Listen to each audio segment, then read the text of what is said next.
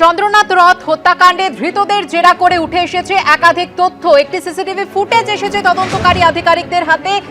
সেই ফুটেজের ছবি আপনারা দেখতে পাচ্ছেন। নিসান মাইক্রা গাড়ি, যে নিসান মাইক্রা গাড়ি কিন্তু আটকে দাঁড়িয়েছিল চন্দ্রনাথ রথের গাড়ি, এবং তারপরে ঘটে সেই দুঃসাহসিক অপারেশন যেখানে হত্যা করা হয় চন্দ্রনাথ রথকে। শুভেন্দু অধিকারীর আত্মসহায়ককে গাড়ি আটকে ছিল যেই নিসান মাইক্রা গাড়িটি, তার ছবি দেখতে পাচ্ছেন এই মুহূর্তে। সিসিটিভি ফুটেজ ইতিমধ্যেই তদন্তকারী আধিকারিকদের হাতে এসে পৌঁছেছে। বক্সার থেকে এই নিসান মাইক্রা গাড়িতেই এসেছিল ধৃত মায়াঙ্ক রাজ মিশ্র।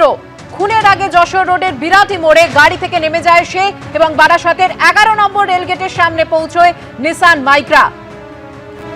তদন্তকারীরা ইতিমধ্যেই নিশ্চিত যে পরিকল্পনা করে ঠান্ডা মাথায় শুভেন্দু অধিকারীর পিএকে খুন করা হয়। বিস্তারিত জেনে নেব, কথা বলবো আমাদের প্রতিনিধি ময়ূক ঠাকুর চক্রবর্তীর সঙ্গে। ময়ূক, দেখো, খুনের দিন শুভেন্দু অধিকারীর আত্মসহায়ক যেদিন মার্ডার হলেন, ওই দিন যে টাইম লাইন সেটা এই মুহূর্তে আমাদের কাছে পুরোপুরি স্পষ্ট হয়ে গেছে।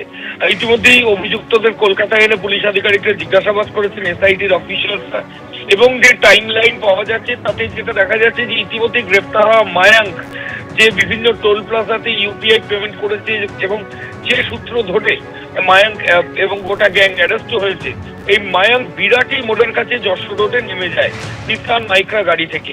এরপর নিসান মাইক্রা গাড়ি আর সেটা এসে পৌঁছায় বারাসাতের 11 নম্বর রেলগেটের কাছে, ডাকবাংলো মোড়ের কাছে।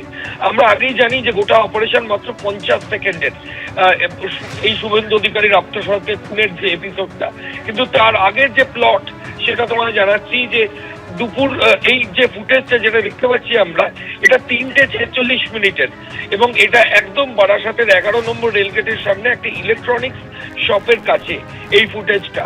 এরপর যেটা দেখতে পাওয়া যাচ্ছে 3:50 থেকে আর সন্ধ্যে 6:50 পর্যন্ত, অর্থাৎ প্রায় 4 ঘন্টা এই গাড়িটা নিসান মাইক্রা গাড়ি, যার নাম্বার প্লেট ট্যাম্পার্ড, যার ইঞ্জিন নাম্বার ট্যাম্পার্ড, যাতে করে অভিযুক্তরা এসেছিল, এই গাড়িটা এই বারাসাতের 11 নম্বর রেলগেটের সামনে দাঁড়িয়েছিল। অপারেশন করা হয় রাত 10টায় চন্দ্রনাথ রথকে।